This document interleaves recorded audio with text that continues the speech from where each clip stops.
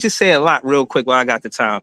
I didn't get to your part of the origin story, but it was one of my favorite clips that PC done. Hearing how all of the different panelists got to Player's Choice and how, you know what I'm saying? I heard Mars part, I heard Real Talk part, and I was about to listen to your part, and then, you know what I'm saying? I seen you was live. Yeah. But it's just so much to say, man. But I didn't say anything about how I got on. I didn't want to. I'm like, y'all, I'll let y'all do that because I don't want to be. I don't want to. I just don't want to be a part of like trying to big time y'all, anything like that. No, I don't want to do that. Yeah, I heard Real Talk. He said, "Yo, Chill's famous on the low." It's true though, man. It's true. Apparently, Word, I don't know. I don't consider myself a big deal at all, man. bro. I'm just up there talking basketball. That's all I do. I seen you here, and then I don't know just how algorithms work. Did I seen Richard Jefferson pull you up on ESPN? I said, "What?" I said, "Yo, I ain't even know Chill's big time like that." I didn't know it either. He actually hit me and he was like, "Yo, I'm doing this segment on ESPN. I need a hot take from you." And I was like, "All right, I got one for you." Yeah. He got a take from something you said. Yeah, he said, "I need a hot take," and I said, "I got one for you." And this was right before the season started, and I had talked about Herb Jones being one of the better defenders in the game, and I thought that this was before he got hurt. That was my anticipation of Herb Jones. I thought Herb Jones was going to be one of the better defenders in the game, and come to find out, I mean, it didn't work out like that. But I think that I think I might have been a year behind. I think we get back to that though. Yeah, but you know how to scout talent. That's the nitty gritty part of it. Yeah. But speaking of players that's injured and whatnot, now I want to know if you're gonna put fire to it or not. I'm trying to put the fire out, to be honest. But I care about, you know what I'm saying, what you're gonna say. Now, Fred VanVleet got hurt. We all know this, right? Now, the first thing I see on Nets Twitter is, Cam Thomas to the Houston Rockets for our 27th pick. Shout out to my guy PT. I'm already putting the fire out. Like, no, I'm not with none of that. Let Cam Thomas rock out of here. Let Cam Thomas get his opportunity in Brooklyn. But what you think though, man? How you feel about the situation? Them going forward because they still want to contend, in my opinion, Chill. But they need a point guard. League guard. They already got him. They already got him. It's a Amen Thompson. It's a Amen Thompson. Wow, how you call that though? They already got him. It's a Amen Thomas. It's a Amen Thompson. Now, follow me on this one real quick. I'm with you. So, when I watch Amen Thompson, I see a lot of young Scottie Pippen. I see a lot of young Ron Artest. So I think that offense can change a little bit. The offense changing, I could put the ball in his hands, and I can make him more of a distributor. He could get downhill. He was doing that when he came into the league. From that league that he was playing in, he had the ball in his hands anyway. I can do that with him playing in Houston with KD. I could. I feel like him playing. I feel like him playing with Sengun, him being able to speed the game up as a defender, him playing in transition. I think that I can get that offer from him. Here's the problem. The problem is that VanVleet is such a floor spacer. Amen Thompson isn't that. What I'm banking on, this is what I'm banking on though with Amen Thompson. I'm banking on Amen Thompson being a respectable shooter. Not necessarily a long ball shooter, because I saw this with Milwaukee in the play-in tournament. And I remember watching, I want to say, it wasn't AJ Green, but it was the other rotation guy that they had. He was starting for them. And I'm like, if he could knock down a 17-footer and keep defenses honest, that can make this team so much better. And I feel like with Amen Thompson, if we could get him to be respectable as a jump shooter, that makes it so much better. All right, so it's fair to say that Sengun and KD, they're going to play inside the three-point line, right? And what would have made that team so deadly, or for lack of better words, so great, was the fact that Fred VanVleet could shoot 30 feet, 28 feet, 32 feet. Like, he could hit the long ball. If you know what I'm saying, and you know how you say long ball, this is definitely somebody who could do that. So with that, with KD and Sengun in the paint, I could see how it worked. Now, I agree with you about the Scottie Pippen Jr. thing. I see it too. But what about if he just kept his style of play and play like Westbrook and trying to find Sengun and KD for like a dime? I think that we're gonna do that. This is what I'm thinking about with him. That part that you just said, I don't want him to play like Westbrook though, and the reason why I want him to play like Westbrook because I don't think that style of play fits him. I think he's smarter than that. I want him to play a little bit more under control. I want him to play a little bit slower. He could play at a fast pace, but slow down a little bit.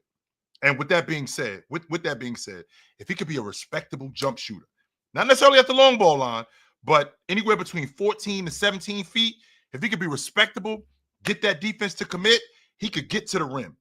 And if I can see his ability to pass, I think that we're much better, much better. So I don't hate this. To be honest with you, I wanted to give him the ball anyway. I did. I wanted to give him the ball anyway, and I think this is gonna work. I do. I think this is gonna work. So, all right, brother. What up? Hello, can you hear me? Yo. Oh, can you hear me? Yep. Yo, speaking on the Rockets, what role do you see Jabari Smith playing? I think he's a DN3 guy. And I think he turns into a better scorer with KD there.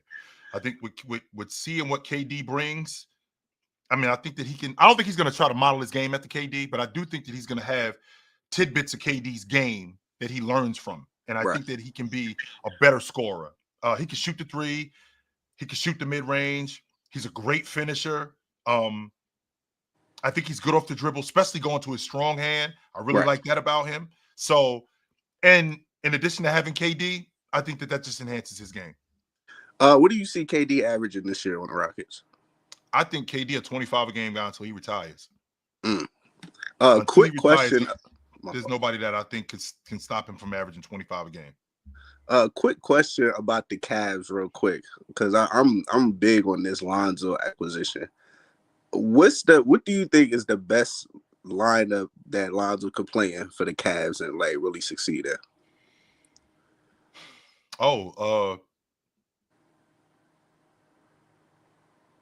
Lonzo at the 1, D Mitch at the 2, Mobley, or let me take that back.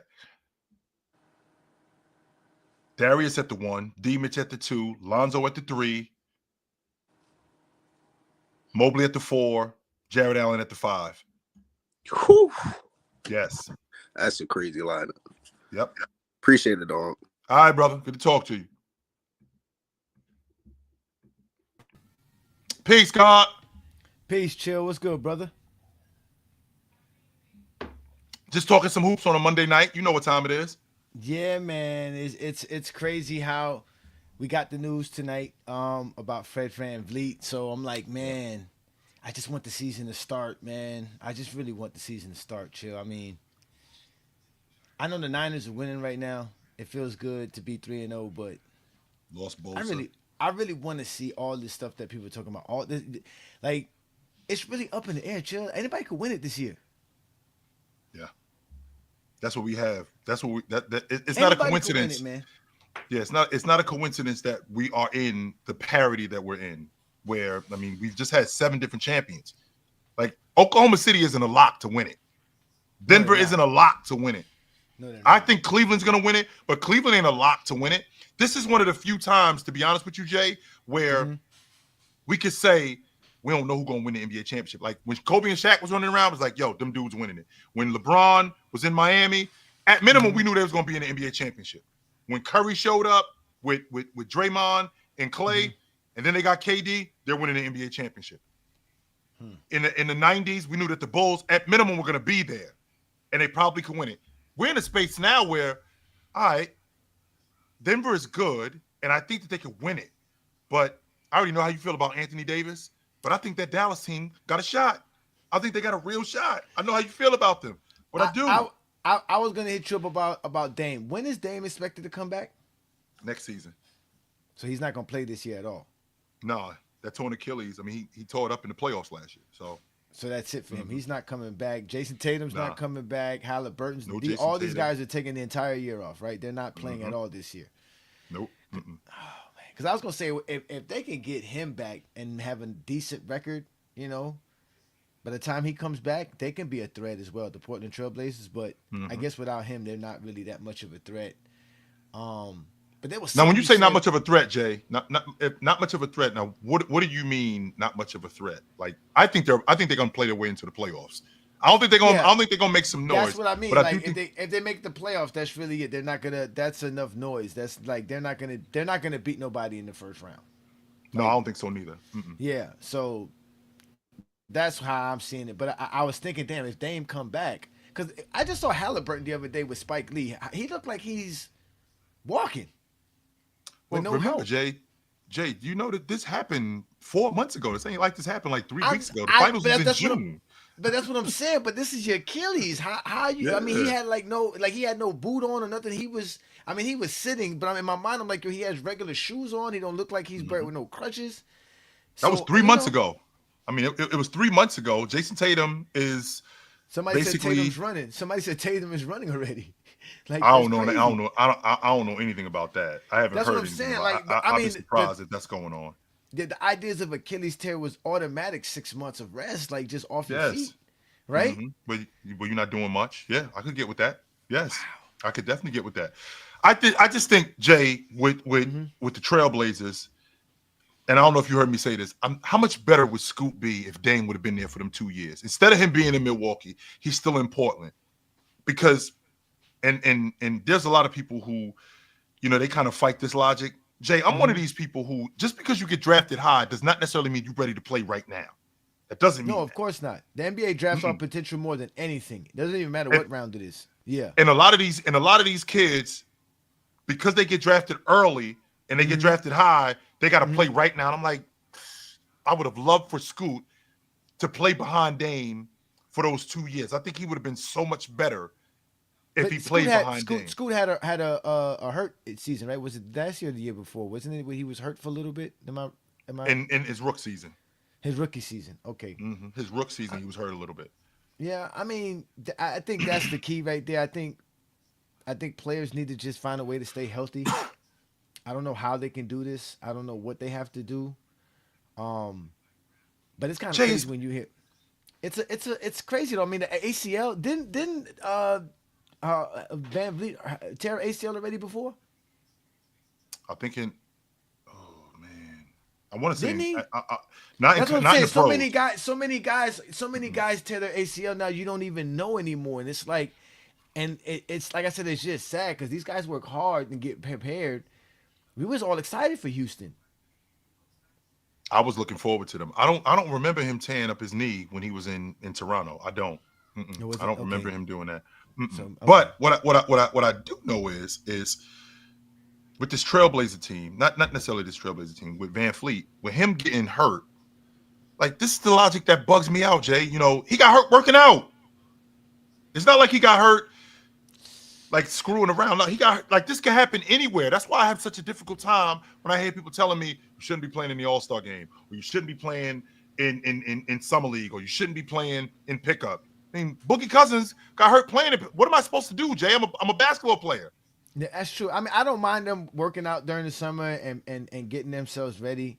Like I said, it's just sad, man. I'm going through it.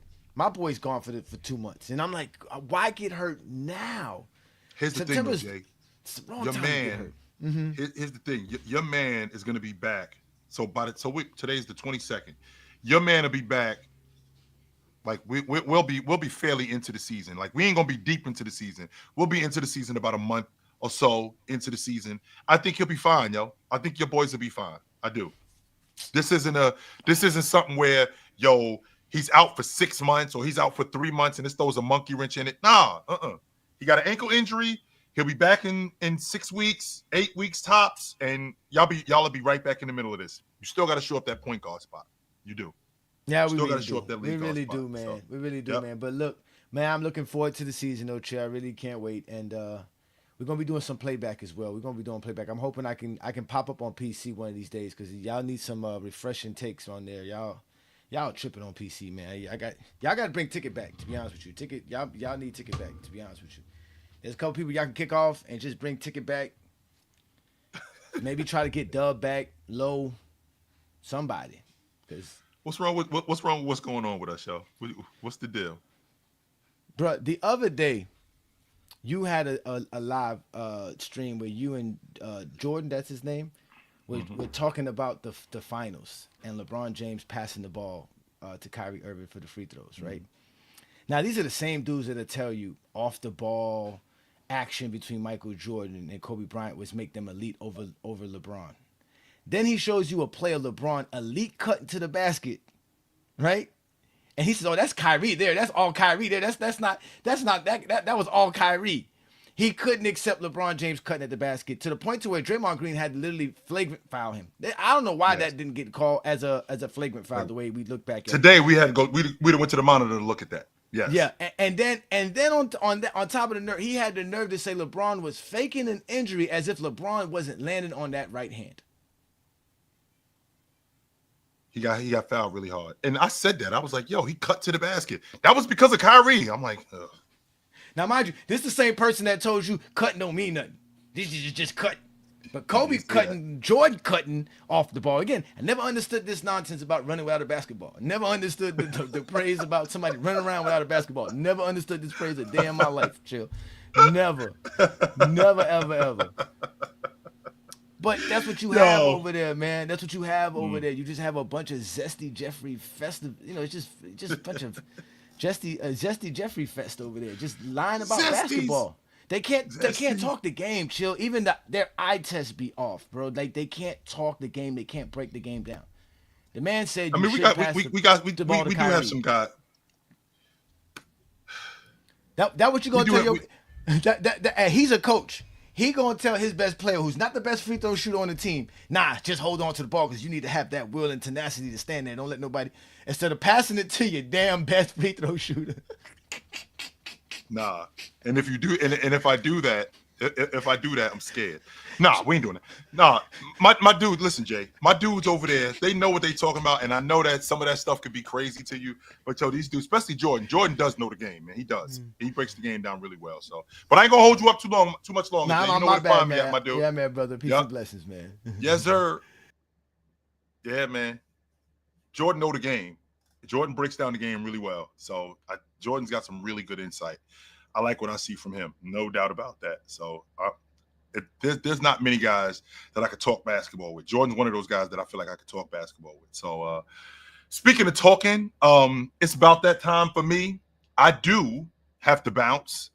It was good to see you guys tonight. You know where to find me at. If I'm not here, weeknights, I'm on TikTok, 9 a.m. every morning, Monday to Friday.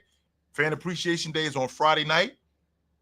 Weeknights, I am here, whether I'm on the Chilltown Hoops Network or the Sports Fluent Network. Me and my man Tony Tone, we do it on Tuesday nights at 8 p.m. If I'm not here, you can find me and my man Big Ox on the Players Choice Network at 4 o'clock on Thursday and at 12 o'clock on Saturday. We are not hard to find. I will see you guys soon. Until then, put on a suit, drink water, don't drink and drive. Hey, man, call your mother. When last time you talked to your mother? Call your mother. I will talk to you guys soon. But until then, take it light, but take it. Not Friday, Saturday. It's Thursday night. It's Thursday at 4 o'clock, Breezy. Thursday at 4 o'clock and Saturday at 12 o'clock. That's when I'm here. So I will see you guys soon. But until then, take it light. Take it. Absolutely, man. It was good to see you guys tonight. This was dope.